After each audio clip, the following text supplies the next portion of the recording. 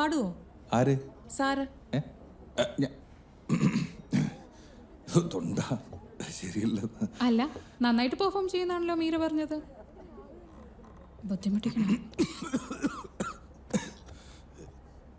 ചുമ. കുഴപ്പമില്ല.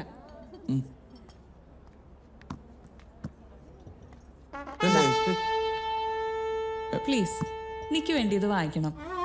വയലിൻ.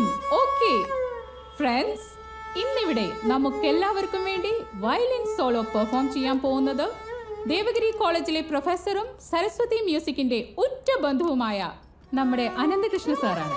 നമുക്ക് എല്ലാവർക്കും അദ്ദേഹത്തെ കൈയടിച്ച് സ്വാഗതം ചെയ്യാം. We all have to welcome him. Sir, please.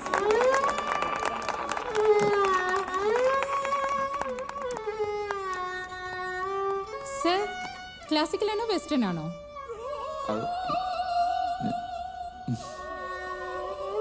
Come on, sir. Madam, പറയൂ Please madam. play. Meera, please sir, എനിക്ക് വേണ്ടി. Hey, come on, sir.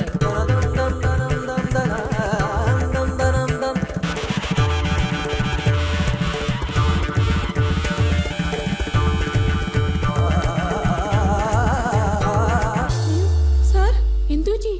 Meera,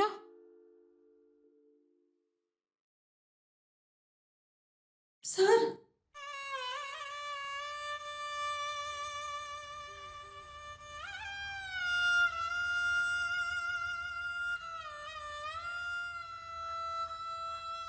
അപ്പൊ സാറിന് ശരിക്കും വയലിൻ ഒന്നും വായിക്കാൻ അറിയില്ലായിരുന്നു അല്ലേ?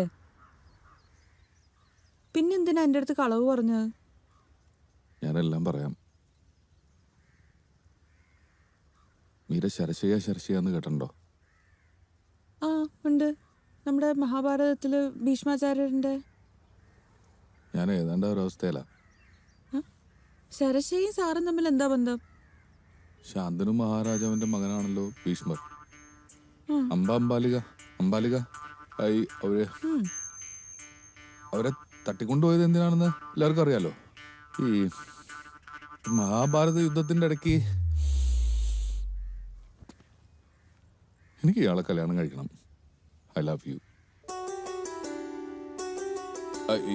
അല്ല ഈ സത്യവതിക്ക് കൊടുത്ത ശബ്ദത്തിന്റെ പേരിലാണല്ലോ ഈ ഭീഷ്മർ മഹായുദ്ധം തുടങ്ങണത്.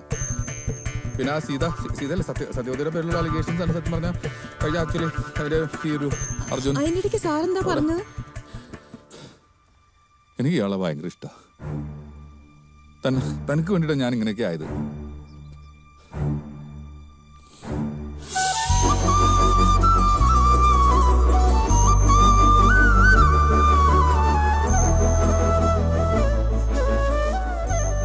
അല്ല, എനിക്കൊരു കുഞ്ഞുണ്ട്.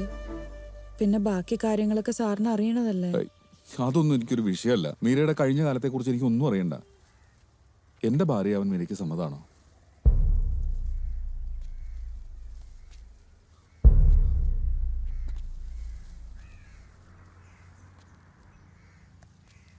ഇനിയൊരു കല്യാണം വേണ്ടാന്ന് വെച്ചിരിക്കായിരുന്നു.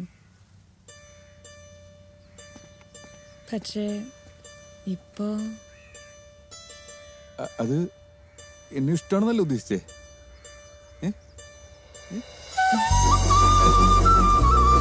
അത് മതി.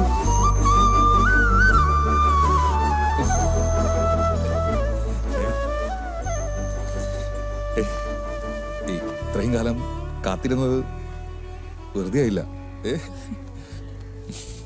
സാറിന്റെ വീട്ടുകാരൊക്കെ സമ്മതിക്കോ? അതൊന്നും എനിക്കൊരു പ്രശ്നമല്ല.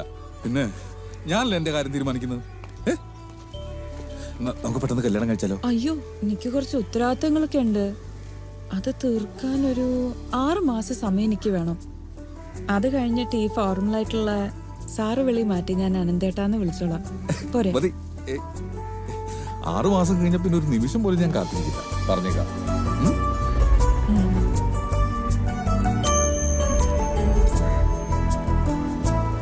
മഴ നല്ല ലക്ഷണം.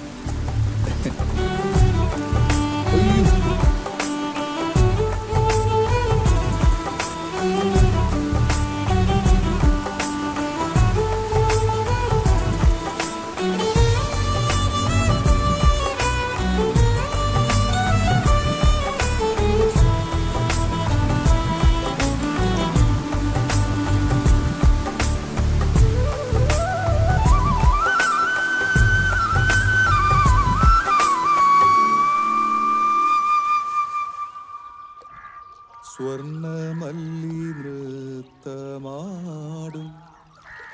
നാളെയുമീ പൂവനത്തിൽ തെന്നൽ കൈ ചേർത്തു വയ്ക്കും പൊൻപണം പോൽ നിൻ പ്രണയ. പശുവിന് പോലും സഹിച്ചില്ല. ആ നീ പോന്നു. ഞാൻ വന്നിട്ട് 10-32 കൊല്ലമായി. ഇതെന്താ പുതിയൊരു പരിപാടി? എൻ്റെ ആ കുട്ടിയുടെ പേരെന്താ? ഏത് കുട്ടിയുടെ? രാത്രി മുഴുവൻ ഉറക്കൊളിച്ചിരുന്ന് ഒരു കൊച്ചിന് ഫോൺ ചെയ്യുന്നില്ലേ, ആ കുട്ടിയുടെ പേരെന്താ? എന്തേ? പറ. ശ്രുതി. ശ്രുതിയോ ജിതിയോ ഈ ഞായറാഴ്ച നിനക്ക് വേണ്ടി അവരുടെ വീട്ടിൽ പെണ്ണ് കാണാൻ വരുന്നുണ്ടെന്ന് പറഞ്ഞേക്ക്. സത്യം? ഇനി ഞാൻ കാരണം നിന്റെ ജീവിതം വഴിമുട്ടി എന്ന് പറയണ്ട. അതൊന്നും വേണ്ട. ചേട്ടൻ കെട്ടിയിട്ടേ ഞാൻ കെട്ടുന്നുള്ളൂ. അതാടാ ഞാൻ പറഞ്ഞത്. നീക്ക് എന്നെ കളിയാക്കാറില്ലേ? എന്റെ സങ്കല്പത്തിലുള്ള പെണ്ണിനെ എനിക്ക് കിട്ടി, മീര. സത്യമായിട്ടും? ആ. എന്തായാലും രണ്ടാൾക്കും ഇഷ്ടമായ സ്ഥിതിക്ക് ഇനി ഒന്നും ആലോചിക്കാനില്ല. ഞാൻ കുട്ടിയുടെ വകയിലൊരു അമ്മാവനാണ്. വേറെ ആരും ഇവർക്കൊരു സഹായത്തിനില്ലേ? ഇപ്പോൾ ഇങ്ങനൊരു ബന്ധം ഒത്തു വന്നപ്പോൾ നല്ലതാണെങ്കിൽ നടക്കട്ടെ എന്ന് കരുതി. അത് നന്നായി. ഇത്രയും കാലം ഇവന് എനിക്ക് വേണ്ടി വെയിറ്റ് ചെയ്യായിരുന്നു. എന്റെ കല്യാണം കഴിഞ്ഞിട്ട് മതി എന്നുള്ള തീരുമാനത്തിലായിരുന്നു പുള്ളി. അപ്പൊ മാഷിന്റെ കല്യാണം കഴിഞ്ഞില്ലേ? അല്ല, എന്റെ കല്യാണം അധികം വൈകാതെ ഉണ്ടാവും. അതിനിടയിലാണ് ഇവന് നിങ്ങളുടെ കുട്ടിയോടുള്ള ഇഷ്ടം തുറന്നു പറഞ്ഞത്. അപ്പൊ പിന്നെ അത് നടക്കട്ടെ എന്ന് കരുതി. അത് നന്നായി. ഇവിടുത്തെ ചുറ്റുപാടുകളൊക്കെ മാഷിന് അറിയാലോ അല്ലേ? അതിപ്പോ എന്തായാലും എന്താ, ഇവർ രണ്ടുപേരും ഇഷ്ടപ്പെട്ട സ്ഥിതിക്ക് നമുക്ക് ഇതങ്ങ് നടത്താം. ആ എന്നാ പിന്നെ കുട്ടിയെ അങ്ങ് വിളിക്കാം. ആ മോളെ.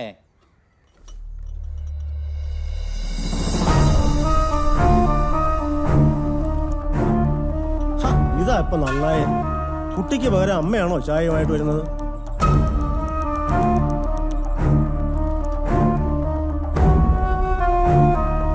മോളെ ശ്രുതി,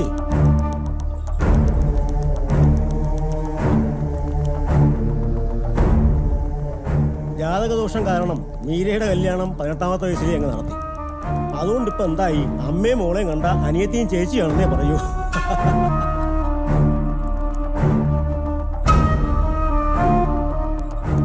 അനന്തൻ സാറിനേക്കാൾ മീര പ്രായം കൊണ്ട് എളുപ്പമാണെങ്കിലും അവളിപ്പോ അമ്മയുടെ സ്ഥാനത്താ.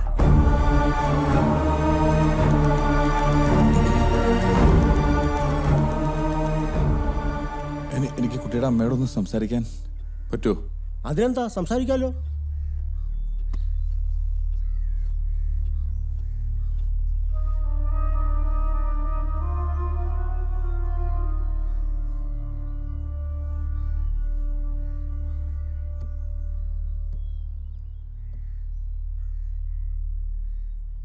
എനിക്കൊരു വാക്ക് എന്നോട് പറയായിരുന്നു. ഗോപൻ സാറിന്റെ അനിയനാണെന്ന് സത്യമായിട്ട് ഞാൻ അറിഞ്ഞില്ല.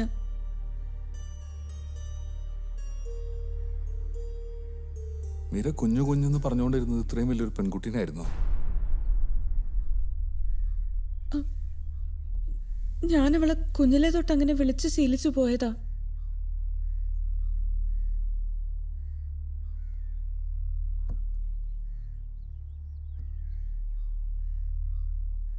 അവിടെ കല്യാണം ഉറപ്പിക്കാൻ പോവാ. നീ മീര തീരുമാനിക്കണം, നമ്മൾ ഒരുമിക്കണോ അവർ ഒരുമിക്കണോ എന്ന്.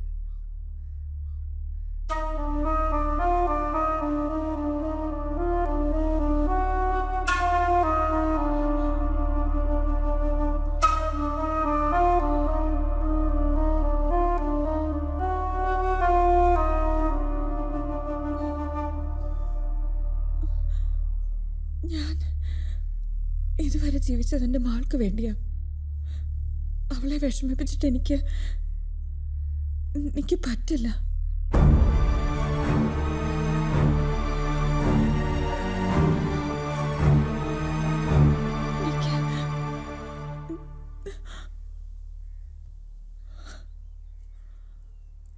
പോട്ടെ.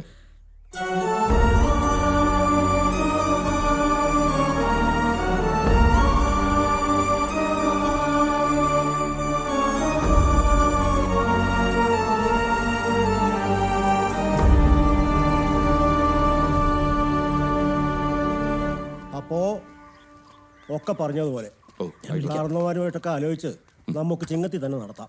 ശരി, പോട്ടെ മോളെ, പോട്ടെ അമ്മേ.